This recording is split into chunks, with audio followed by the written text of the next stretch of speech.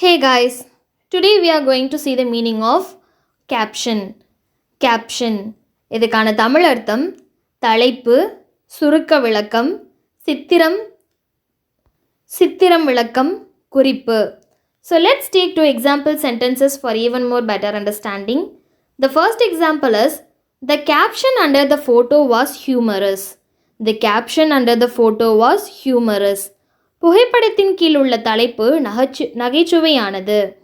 The second example is, please add a caption to this image. Please add a caption to this image. இந்த படத்திற்கு தயவு செய்து ஒரு தலைப்பு சேர்க்கவும். இந்த படத்திற்கு தயவு செய்து ஒரு தலைப்பு சேர்க்கவும்.